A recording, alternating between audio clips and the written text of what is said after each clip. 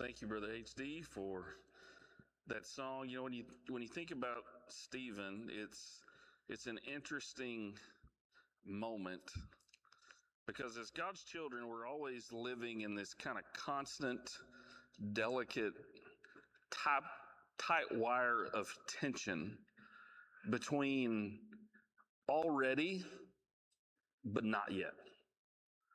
In that we've already been saved, we already know our eternal destiny is in heaven and in the presence with the Lord. And so we live with that eternal vision and that eternal anticipation of everything that comes with that, but yet we're not there yet. And there's that constant tension. And as Brother HC was singing that song, the length of the line in that tension for Stephen in that moment just kept shrinking and shrinking and shrinking until his faith became reality in that final moment. I invite your attention tonight to Psalm 27.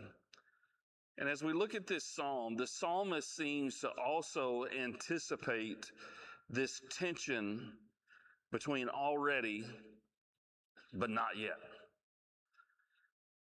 And as he writes this psalm, and it's a song, and as Brother HC was talking about, songs having the same lyrics and different tunes, I couldn't help but think there was an exercise at an MBSF retreat one year when I was in college where we all sat around trying to decide every possible tune or melody that you could sing Amazing Grace to.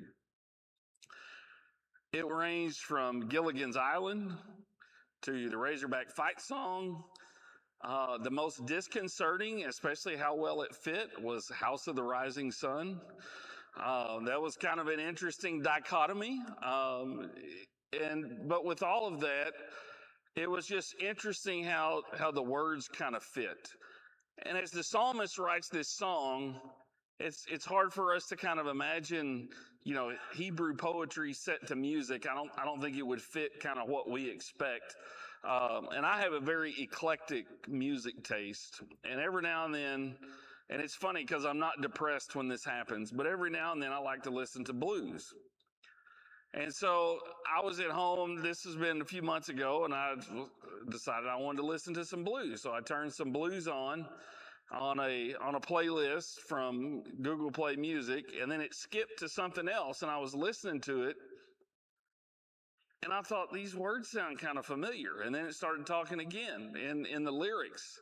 And I picked my phone up and looked at it. It was Psalms set to the blues. But what was odd about it was the song that they were singing, the psalm itself was a psalm of praise and hallelujah and excitement, and yet it was to blues music. And so there's the contradiction that kind of exists there. And as we look at this psalm tonight, there's a little bit of a contradiction. It breaks very neatly into, if we were to put it in music terms, into two verses. The first verse is very confident. It's very uplifting. It's very much trusting in God. It's very much living from the position of we are more than conquerors, that we are victorious, and that we can take refuge and safety in God. And there's no one or no thing or anything that we should be afraid of because we belong to God. And then the second verse is kind of like the psalmist has now stepped off the porch and has begun to experience life around him. And much like Peter walking on the water, he's taken his eyes off of God and has begun to sink into the world around him. And he begins not so much to question what he already believes, that he's already laid out in the opening verse, but he begins to exclaim for God to intervene, as if he's calling out for God's help. He's calling out for God's intervention. But then there's also a part of him, I think, that is reminding himself of who he is. But more importantly, he's reminding himself of who he is in relationship to the God that he serves. And then it closes with kind of a crescendo to a final moment of confidence to go out and face the world, understanding that he's living in a tension of already, but not yet. Let's begin reading in verse 1 of Psalm 27. We find the psalmist writes these words. The Lord is my light and my salvation. Whom shall I fear? The Lord is the stronghold of my life. Of whom shall I be afraid? When evildoers assail me to eat up my flesh, my adversaries and foes, it is they who stumble and fall. Though an army encamp against me, my heart shall not fear. Though war arise against me, yet I will be confident. One thing have I asked of the Lord, that will I seek after, that I may dwell in the house of the Lord all the days of my life, to gaze upon the beauty of the Lord and to inquire in his temple. For he will hide me in his shelter in the day of trouble. He will conceal me under the cover of his tent. He will lift me high upon a rock. And now my head shall be lifted up above my enemies all around me. And I will offer in his tent sacrifices with shouts of joy. I will sing and make melody to the Lord. Hear, O Lord, when I cry aloud. Be gracious to me and answer me. You have said, seek my face. And my heart says to you, your face, Lord, do I seek. Hide not your face from me. Turn not your servant away in anger. O you have been my help. Cast me not off. Forsake me not, O God of my salvation. For my father and my mother have forsaken me, but the Lord will take me in. Teach me your way, O Lord, and lead me on a level path because of my enemies. Give me not up to the will of my adversaries, for false witnesses have risen against me, and they breathe out violence. I believe that I shall look upon the goodness of the Lord in the land of the living. Wait for the Lord. Be strong, and let your heart take courage. Wait for the Lord. Now, as we look at this psalm tonight, as it begins, one of the interesting things, and it's how he closes the psalm, but you can kind of feel the tension of it throughout the entire psalm, and that is the idea of waiting for the Lord. The idea of waiting. In our culture, in our society today, we don't like to wait for much. Everything's built around brevity. Everything's built around convenience. Everything is built around, I want what I want, when I can get it, as quickly as possible as I can get it, and we get upset when it doesn't happen that way. You say, oh, well, I'm not like that. I'm pretty patient. Go to a restaurant. Let them take a few extra minutes based on your last visit and see how patient you get. Let the drink sit empty for just a little while. And what's funny to me about that is if you've been paying attention to social media at all over the last month with the advent of the World Cup here in the United States, the whole world has descended on our country, and they're astonished at the level of hospitality and the idea and the notion of free refills. And there's even a glorious story where a gentleman walks into a Mexican restaurant and they set down a basket of chips in front of him, and he's like, wait, I didn't order anything. And they're like, oh no. It comes with the table. He's like, what do you mean it comes with the table? They're like, well, it's a Mexican restaurant. It comes with the table. So he says, now he's indebted to the restaurant. So he has an obligation to eat the basket of chips. And so he begins to eat the chips while he's ordered. And he gets down to the last 2 or 3, and all of a sudden they bring him another basket. And he's like, I didn't order another basket. And the lady says, well, they come with the table and they're bottomless. And he's like, for everybody? They're like, yes. And they're astonished. They don't understand what he doesn't understand. And he looks around the restaurant, and in that one fell moment, the normalcy of chips at a Mexican restaurant completely changed this man's opinion of the United States of America. That's diplomacy no diplomat could ever accomplish. And we did it with a basket of tortilla chips. I won't even get to how he felt about cheese dip when he was introduced to that. That was life-changing. But you say, what does that have to do with it? We don't like to wait. Think about the things that we anticipate. There are things in life and seasons that come and go, and we anticipate them, and yet we wait for them, and we're eager for them, and they're gone. As a child, it was always looking forward to Christmas or looking forward to different holidays. As an adult, for me, that's looking forward to the Masters weekend in April. But you know what? When it's over Sunday afternoon, it's over. And it's gone. And all of that anticipation and all of that excitement has waned. And it's like, now what? So the psalmist wants us to wait and he wants us to be calm, but he's very confident in his faith when he opens it up. And I almost get the idea that the psalmist here is writing this, and he's sitting in a rocking chair on a porch, determining in his heart and in his mind, this is the God I serve. I'm a servant of God Most High. I belong to him. I'm his child. What in the world do I have to be afraid of? And so he asked this. He says, the Lord's my light. He's my salvation. He's the one who gives me life. He's the one who has delivered me. Who shall I fear? Who out there is stronger than God Most High? And he almost has the attitude, if you think back to kindergarten and first grade, of little boys on the playground talking about whose dad was stronger than their dad and what they could do. Only this time it's a divine argument, if you will. The Lord is my stronghold. So he says, first off, he's the giver of life. He's the giver of my deliverance. Everything I am belongs to him. And on top of that, he is my fortress. Literally in English, I think the idea here is it's a fort. And this is not the cardboard fort or the kind of makeshift treehouse fort that you would have in your backyard as a child. This is a literal fortress that's impenetrable. And this is the idea that the psalmist has. And he's like, why should I be afraid? This is the God who I serve. And so he asked the question in verse 2, and it says evildoers, but obviously they're going to eat up his flesh. And the idea here is that his enemies are around him and they're like rabid beasts. But the point here is not that he has these enemies or that they're there, but the point is they are the ones who stumble and fall.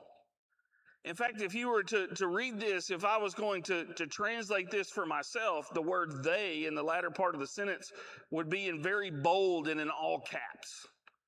So that when I read it, I would read, when evildoers assail me to eat up my flesh, my adversaries and foes, it's they who stumble and fall. The point is, I'm not the one who stumbles and falls.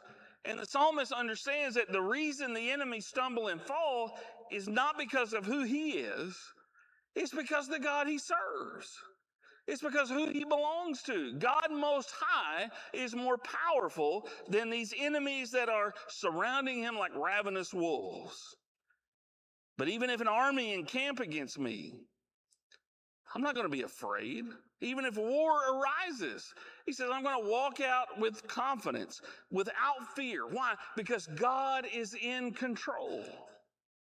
Now, again, he's writing this and he's saying this, and if you stick with my image here, he's still sitting on the front porch when he's writing this. So he's determining this is the attitude that I'm going to have. He says, I know I already belong to the Lord. I know I already belong to him, even though I'm living in this life. And so it's an already, but not yet completely fulfilled or consummation of that. And so now he begins to express kind of a leaning towards what is to eventually come, because he begins to use the language of cohabitation with God. Look at what he says. One thing I've asked of the Lord that I'm going to seek after. And when I think about this, it's almost as if the psalmist is saying to himself, you get to ask God anything. What would it be?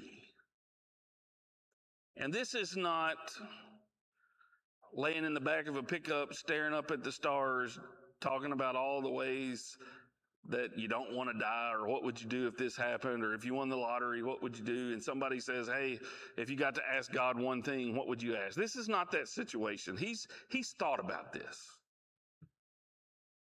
He says, there's one thing I want from God. And notice what it is, that I can dwell in the house of the Lord all the days of my life. You say, well, sure, who doesn't want to live in God's house? It's got to be the greatest house ever. It has nothing to do with the characteristics of the physical structure and everything to do with he wants to be close to God. He wants to be down the hall from God, right across the room, so that when anything happens, when thunder strikes, whether it's literal or metaphorical or anything in between, he knows that God Almighty is right there to come get him and say, you know what? It's time to get in the closet. The sirens are going off. He doesn't have to worry about that because God's there. He's in proximity to God, and he's with God, and he's in fellowship with God, and in relationship with God. And he wants to do that not just today or tomorrow or not just when the storms come, but he says, for the rest of my life. He says, I want to be close to God so that I can gaze upon the beauty of the Lord and inquire in his temple. He says, I want to see God. And I want to have such a close relationship with him that I can talk to him where he's at. I want to go to him. Now, the tension between the already but not yet, this language speaks of being with God, living in his presence in the heavenly age and in the heavenly era and in the heavens and with God.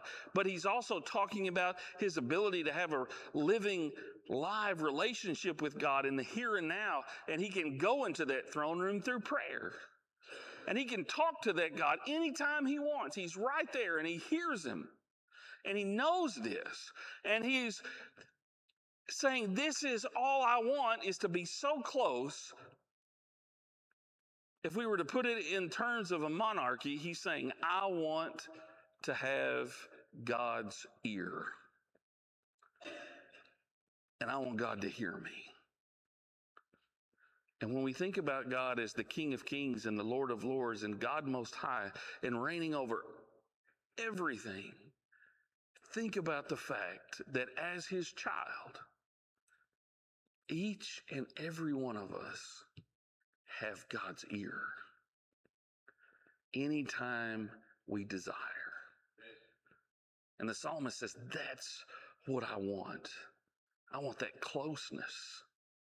And this is not some figment of his imagination. This is not hopeful, wishful thinking that he's hoping something comes along one day and elevates his status. It's not some kind of, Jewish Cinderella story or anything like that. What he's anticipating, he knows what it takes to have that type of relationship with God. He says, this is what I want. I want to be faithful. I want to do that.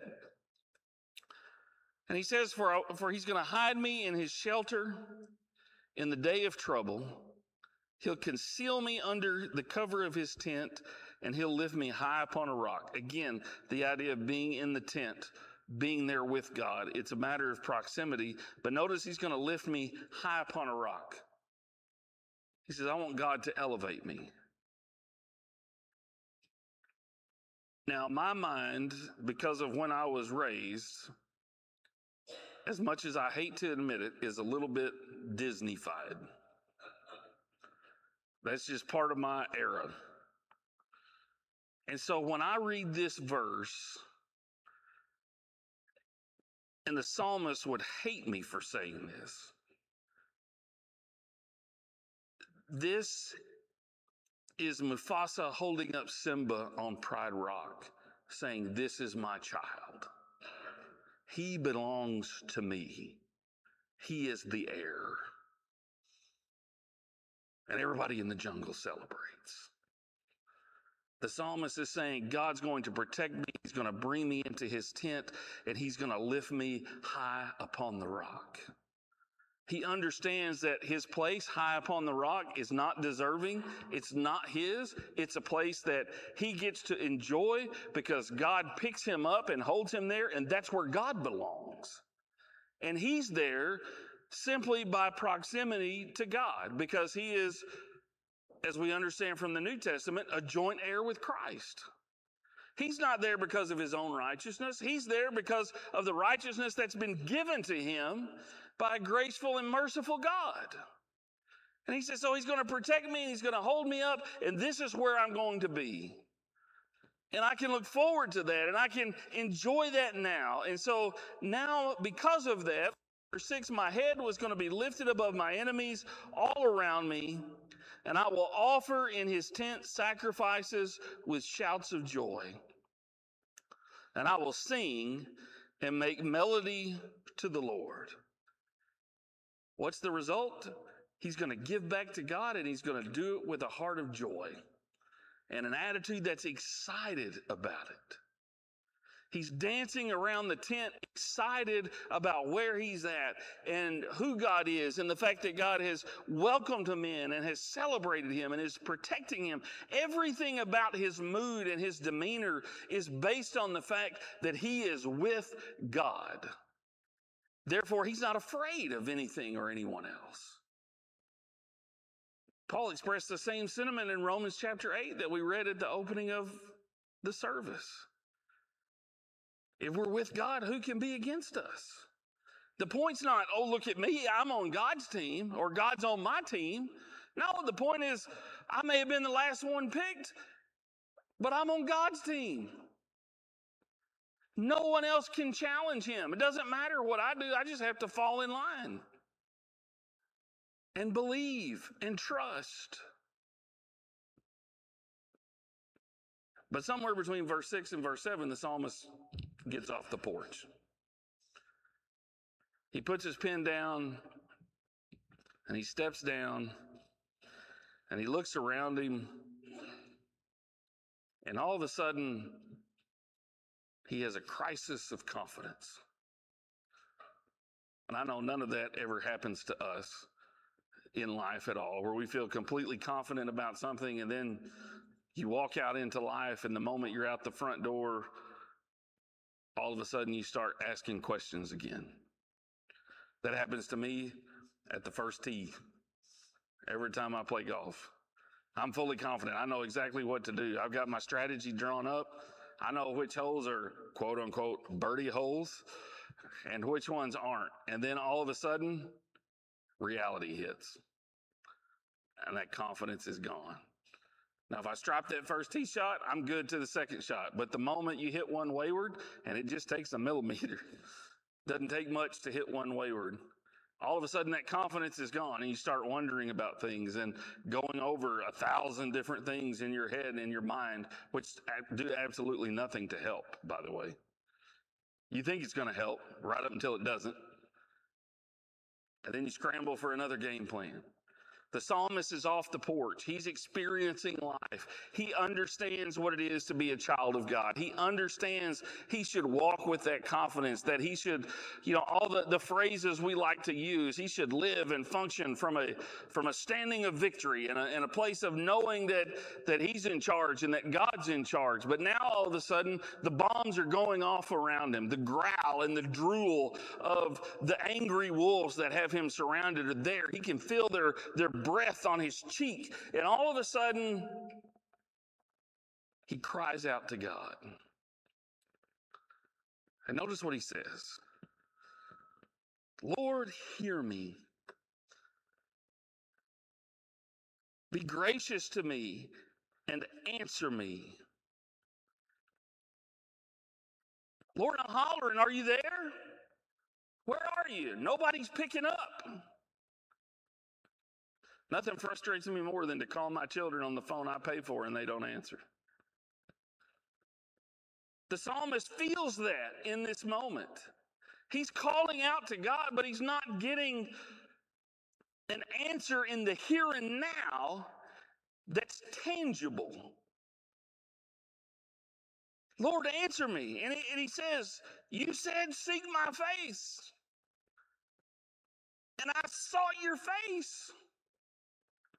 Where are you? I'm doing what you've asked me to do. But I'm not getting an answer. Where are you at? Lord, don't hide from me. Don't be angry at me and turn away. You've been my help in the past. Be my help now. Do not forsake me, O God of my salvation. And then notice verse 10. My mother and my father have forsaken me. Now, before we get too carried away, we're like, well, he must have had terrible parents. Because that's a completely 2026 thing to react. What he's really saying is people have failed me. And if there's any people in life that are not supposed to fail you, hopefully that's your parents.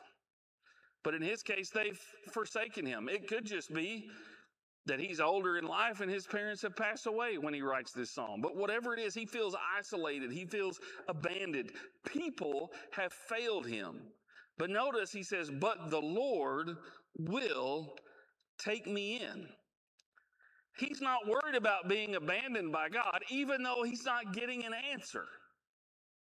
He knows when the time comes, despite his fear, despite his panic, despite whatever he's experiencing in this moment, now that he's out walking in life and his confidence has been challenged and it's been shaken, God will show up when he's supposed to. Let that sink in for a minute. God will show up when he is supposed to. Not necessarily when we want him to. You say, well, when is that? I have no idea. That's up to God. That's the joy of being the sovereign creator of all things. You get to decide. And I don't. And we don't. The psalmist doesn't. And he knows that, and he's reminding himself of that. And when I look at this verse, as he begins to kind of prepare himself for what may or may not be the outcome he wants, he's reminding himself to trust God. He's reminding himself that he's existing and living and functioning within the tension of already but not quite yet. And it reminds me of the passage in Hebrews chapter 11 where it goes through all the lists of the faithful heroes. And there's David and Samson and Abraham and Moses and all the great things they did because they believed God. But then there's a little paragraph towards the end of chapter 11 that we don't like to talk about. And the reason we don't like to talk about it is because those folks, at least on this side of eternity, weren't miraculously delivered. The author of Hebrews says there were some basically who were drawn and quartered. There were some who were split in two. There were others who were treated so bad the world was not deserving of them. And they all, along with Abraham, Moses, and David and the rest, they all lived by faith. So if you end up drawn and quartered, or you end up rescued from the fire like Shadrach, Meshach, and Abednego, who has the strongest faith?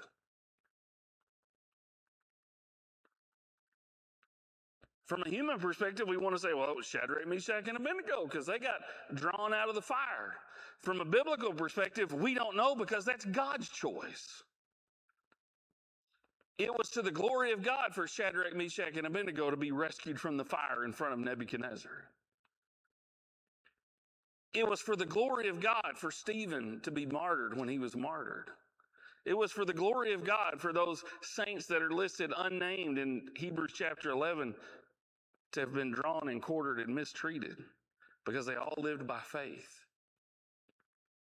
The psalmist says, Lord, I know you'll take me in when your timing is right.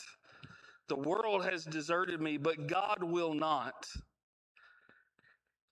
And he closes it out in verse 13 and 14. I believe that I will look upon the goodness of the Lord in the land of the living. Now, that's a very clever phrase, because we read that and we think, well, the land of the living, he means before he dies. But God is the God of the living, not of the dead. So when we're God's children, our physical life may come to an end, but when we belong to the King and we're joint heirs to the kingdom, that already but not yet is that we will remain alive. That's what the psalmist is reminding himself of.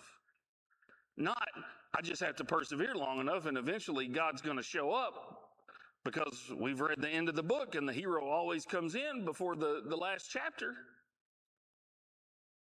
Our lives are not like a TV drama where at 45 minutes, something's got to turn or we're going to be continued on to next week. No, God's going to show up when it's in his interest and it's in his right and in his glory to do so. Whether that's a way we expect, a way we want, or something totally different. And the psalmist gets that, and he's reminding himself, I'm going to look upon the Lord in the land of the living. Whether that's on this side of eternity or the other side of the eternity, I'm going to be alive and in the presence of the God whom I serve, and he's going to show up when he's supposed to. Therefore, so what should I do when I'm crying out to God and I feel the heat of the breathing animals and the wolves that are hounding down on me? What am I going to do? I'm going to wait for the Lord. Be strong. Let your heart take courage. I think Jesus told something similar to the disciples, but he gave a reason. He said, because I have overcome the world. So the psalmist says, remind yourself of who you are and wait for God. Why? Because he's right down the hall. We're his child. We belong to him. He's the good, loving, and giving Father. You say, well, I'm not getting what I want. Keep trusting God. Let's go to the Lord in prayer. Father in heaven, we come to you tonight and we thank you so much